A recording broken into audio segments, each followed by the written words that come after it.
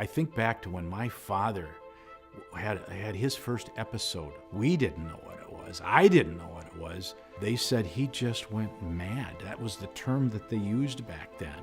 I felt isolated. I felt like no one understood what I was going through, and I wasn't even sure I understood it. And they kicked him out of law school because of his disability. That broke his heart. They said, Terry, you're paranoid schizophrenic.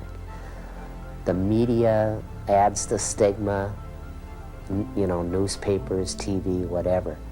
It was an invisible population as a result of stigma, and then as a result of the state hospitals.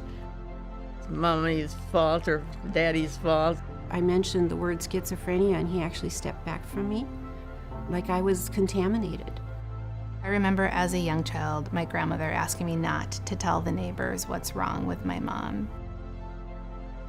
In order to figure out where you're going in the future, it's really important to understand your past. And everybody at NAMI, every single person has a big story to tell.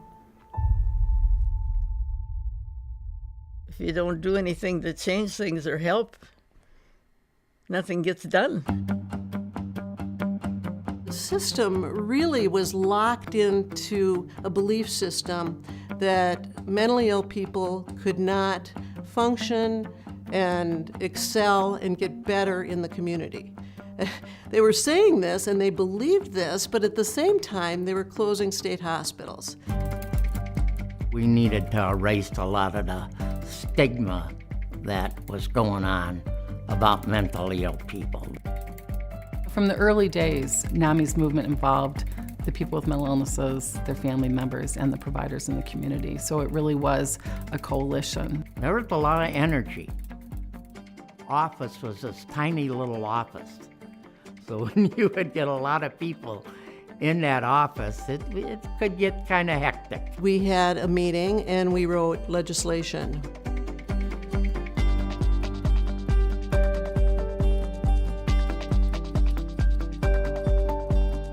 It also was like grassroots. The bus tour with Al Quee was like a grassroots idea. We asked him if he'd be willing to spend a day in the life of a person with mental illness. He started by being discharged from Ramsey County Hospital, went to a boarding home, and then went to Apollo Care Center, and there might have been a couple other stops. It really elevated the conversation in a big way. We really became empowered. Many times these legislators had never heard this story about someone in their own community and how they had suffered or their family member had suffered.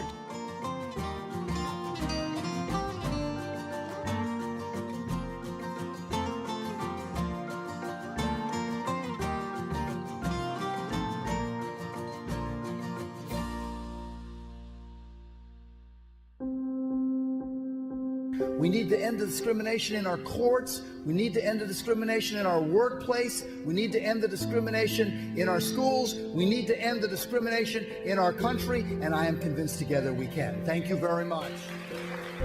I remember Wellstone stomping around, and he was our champion at the time. He also had a brother who had schizophrenia. Wellstone knew what schizophrenia was. He knew the impact it had on people and on families.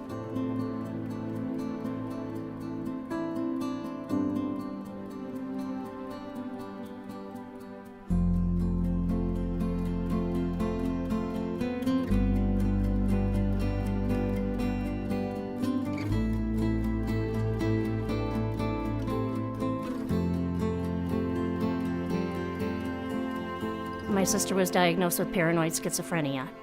And I really didn't understand, and my mom realized and insisted that I needed sibling support.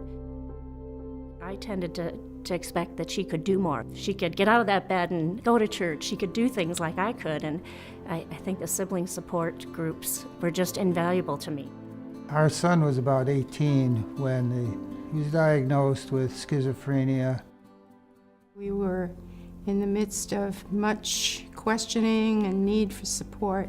First time I really got involved and went to a NAMI meeting, I left there literally feeling like Somebody wrapped their arms around me and said, "Sue, it's going to be okay. We get it. We understand." And they did, and they do. I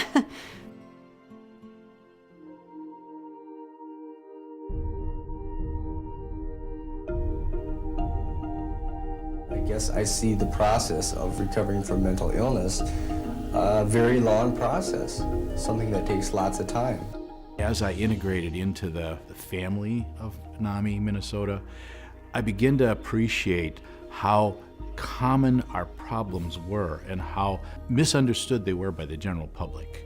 I think in my community, in the African American community, a lot of times we're asked to pray about it or to just be stronger. And in a situation where someone has a mental illness, it's really important for them to be able to seek treatment, but then also have the support of their community. The one memory that sticks with me from the class, the Harley guy. He had the Harley shirt on, and he was a great big burly guy. He had a son who was living with mental illness, and he just sat down and cried. You could just see like a load came off his shoulders, because all the time he thought that the problems his son was having were because he had not been a good parent. And he realized that that wasn't the issue. When they hear stories, they begin to identify. It started out with just depression, and then depression got worse. We just want to normalize it. I think if people refuse to talk about it or they want to talk anonymously, they buy into the discrimination that goes on with this illness. I was living with the diagnosis of major depression when in fact I was living with bipolar. Speaking before 4,000 people was actually quite a thrill. Well, I'm myself transgender. There really is a lot of invisibility behind my identity, and being able to be there in front of a crowd and share my story helps me feel that I have a voice in a world where often it's hard to know where to speak and who it's safe to speak to.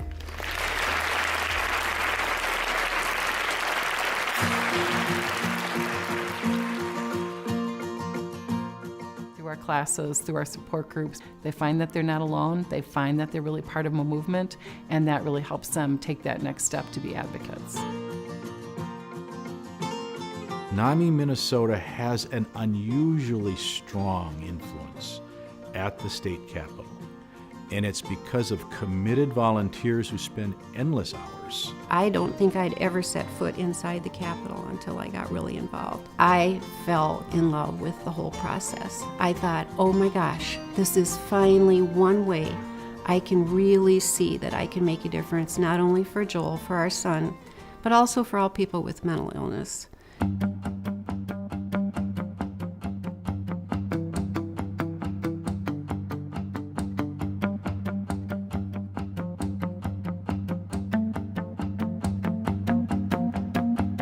We called it the dream legislation. We put down everything on a piece of paper that we thought we might want, and we got a whole bunch of it. I mean, it was unbelievable.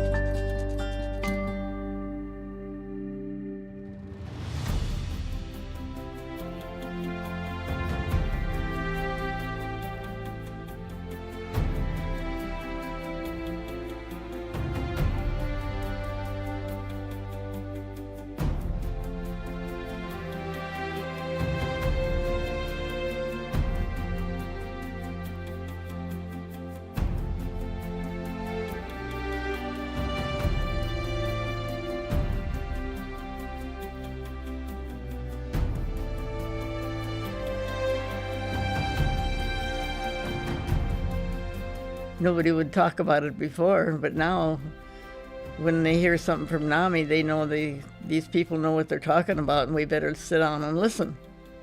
I think they've changed the attitudes about mental illness. NAMI owes what it is today to the volunteers. I'm very hopeful for the future. I'm very hopeful. I think we've made huge strides. A movement, by definition, is a lot of people. And that's what we've seen all across the state and all these 40 years. My hope is that more people join our movement and they stay in it for the long haul. If I could be of any help to them, I would, but I can't even get to a meeting anymore. So I have to depend on this generation to stay with it and get busy. This is a human rights movement. This is a civil rights movement. Advocate, legislate, educate. Do those things that we as individuals can do, but we're much, much stronger in doing together.